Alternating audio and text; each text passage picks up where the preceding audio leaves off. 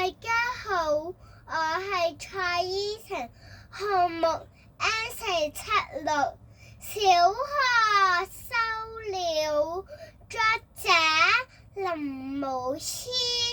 夏天我們喜歡跟小河灣，我們在河裏捉魚，我們在河裏游泳，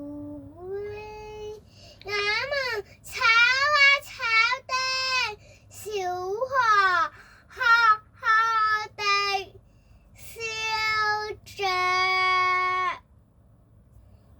冬天我們很少跟小河玩，小河一定很寂寞。